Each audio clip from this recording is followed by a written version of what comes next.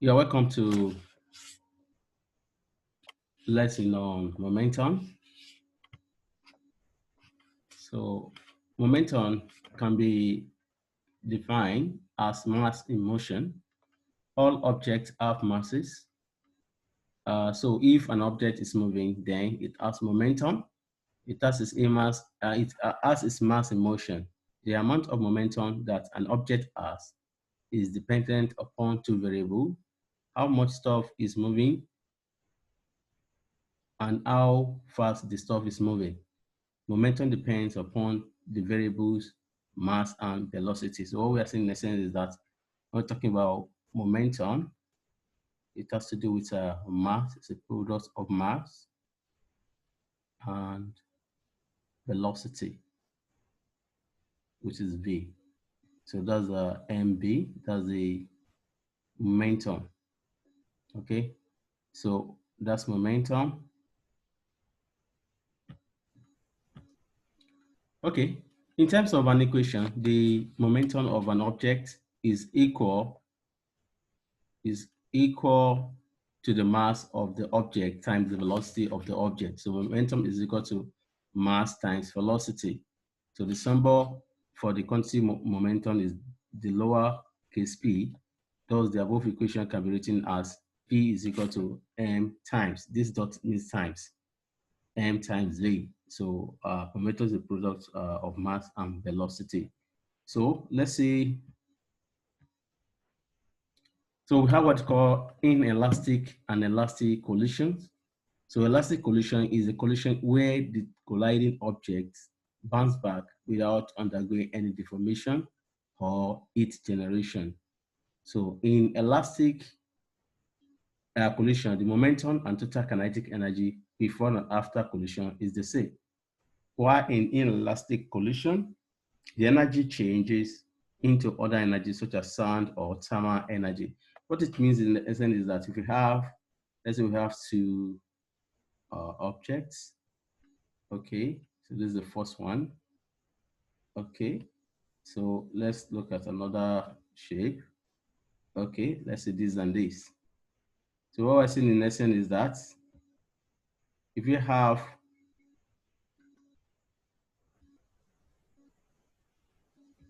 these objects, let's assume we can move this way, so it can collide this particular object A. Okay, so in elastic collision, it means that the mass will not change, then the object will not coalesce into one. So they still maintain their separate masses.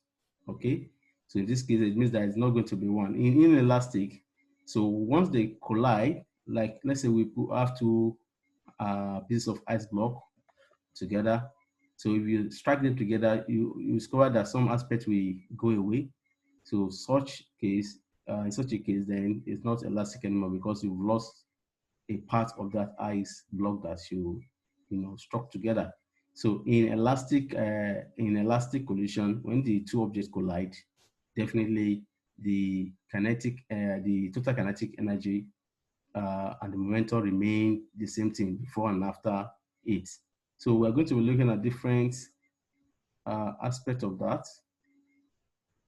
Okay, so if you have a particular object, so it can move this way. If the two of them can collide, so depends on which one has more mass. If this one is like 10 kg, for instance, okay, let's say this one is 10 kg. So if the two of them collide, definitely this particular truck will be pushing this in this direction. Be pushing towards this direction here. Okay, because initially they will be moving opposite each other. This one is moving here, this one is moving here. But by the time they collide, this particular one will be dragging this one towards this side. So the two of them will be moving in the same direction. So in elastic collision, look at this particular one here. So before they collided, so in this case, by the time the two of them collided, they joined together. So basically, this one has been deformed. So it's not the same thing as elastic collision. So let's move on. Okay, so we have object A with mass m1 and velocity u1. Then we have mass B, object B with mass m2, then velocity m2. So this arrow indicates the direction, so they're moving in the same direction. So it's possible that this one may not even move, or maybe it's at rest, and this one will come and join it, or come and hit it, or collide with it. So in this case, we have m1 v1 plus m2 v2 equals v1 equals, bracket m1 plus m2. So let's look at different aspects that we can have for that. So where m is the mass and velocity and v is the velocity, the equation illustrates that momentum is directly proportional to an object mass and directly proportional to the object velocity. So the standard metric unit of momentum is kilogram per meter seconds, because the kilograms for mass, then meter per second is for velocity.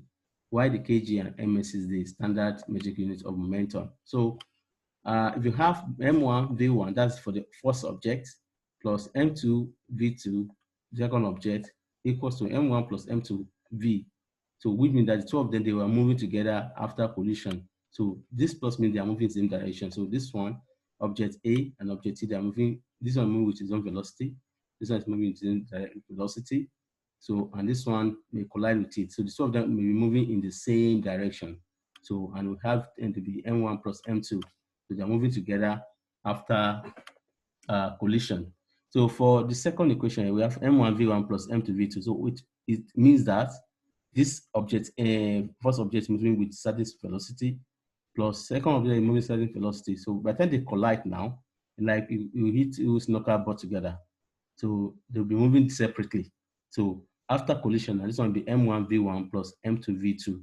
So the first object will be moving with its own velocity, then the second object will be moving with its own new velocity. So v1 may not be the same thing as v1 here. So v1 before collision may not be the same thing with v1 after collision. So then, of course, you can have, okay, now in this case, this should be minus. Sorry for that. So this will be minus, because if the two objects are moving in opposite direction before collision, okay, so it's minus between them. So we have m1, then this one is moving opposite to it. Then if the two of them are now moving in the same direction after collision, then we have it to be this m1 v1 minus m2 v2 is equal to m1 plus m2 bracket v. So opposing before collision, but moving in the same direction. So let's see how we're going to be applying this in solving questions. So example 1, two objects of equal masses moving along the same line, okay, but in opposite direction with speed of 8 meters per second and 8 meters per second, and they collide. If after collision they coalesce and move in the same direction of the faster object, calculate their common speed. So what we're going to be doing here is that here you have two objects, okay, they have the same mass. So basically, let's say we have this particular, let's use this as example. Okay, so let's say we have the first object, okay, then we have the second object. So they are moving in different directions. So this one is moving this way, this one is moving this way. So at the point they will collide, okay, and this one is having velocity 8 meters per second, okay, while this one is moving with velocity 4 meters per second. And don't forget here that they have the same mass according to the question. So this is the m. So since they are moving in opposite direction, this one will be a times m. So we have momentum before collision equals momentum after collision. So let m be the mass of each object. So we have 8 times m, that's mass of the first one times velocity, minus 4 times m, because they are moving in different direction. So this one will be minus 4 times m equals m plus m v. The two of them are moving together according to the question. The same, they are moving in this direction together. So coalesce means that they stick together. So we have the two mass being added together now. So we have 2mv. So we have 8m minus 4m. That's the 4m equals 2mv. So cancel m out. We have 4 is equal to 2v. So which implies that the velocity is 2 meters per second. So we are done with that particular one. So the takeaway from here is that anytime you have two objects moving in different direction, so you're going to have minus between them. But if you have them moving in the same direction, there will be plus. Okay, and the collision can be in such a way that they are moving together or they are moving separately. So that way we have M1V1 plus M2V2. When this case they are moving or together, they coalesce, they become one, they stick together. So that will be M plus M bracket V. So that's why we got that. Okay, let's move on. Okay. So for example two smooth balls of masses 20 gram and 15 gram move in the same direction with speed 9 meter per second and 4 meter per second respectively. If they collide and the speed of the first ball reduces to 6 centimeter at 6 meter per second, find the speed of the second ball. So what value is that? Convert this gram to kilogram. This one 20 gram will be 0.02 kilogram, 15 gram will be 0.015 kilogram. So since the two of them are moving in the same direction, so we have M1V1 plus M2V2. So that's 0.02 times 9. So the first one is moving with 9. The second one is moving with 4. That will be 0.015 times 4 equals, after the collision, the first one is moving with 6. So that will be 0. This is the first one, 0.02 times 6 plus the second ball. We don't know the speed now. Let's call it V. So times V. So we have 0.18 plus 0.06 equals 0.12 plus this. Then V will be equal to 8 meters per second. So let's consider the third one. A body P of mass 5 kg collides with another body Q of mass 3 kg moving in the same direction with velocity of 20 meters per second. So the two of them are moving in the same direction. Will be plus between them. So M1V1, that's 5V plus. So after collision, the two bodies move together with a velocity of 35 meters per second. Calculate meter per second the velocity of P before collision. So we're looking for this V1. So that'd be 5, the mass times the velocity, 5V plus 3 times 20 equals 5 times 3 times 35. So that's 5V plus 60 is equal to 280. So we have 5 is equal to 220, then V is equal to 44 meters per second. You have to be careful. Look at, are they moving in the same direction? After collision, did they stick together or they were moving separately? So these are just the key terminology that we'll be seeing under this topic. So let's move on. So example 4, a ball P moving with velocity 2 meter per second collide with a smaller ball Q of different mass, which is at rest. After collision, Q move with velocity U meter per second and P with velocity this and this in the opposite direction. Don't forget that will be minus. Okay, so we have M1V1 plus M2V2 is equal to M1V1. This should be minus because it's moving in the opposite direction. So this should be minus. Okay, M2U. So we have 2U, which is the mass of the first one, times, which is this velocity of the first one, times M1 plus M2 times 0. Okay, now you have to be careful here. Here, we are told that a ball P moving with velocity this collide with a body of different mass, which is at rest. So that particular body Q did not move. So it was static.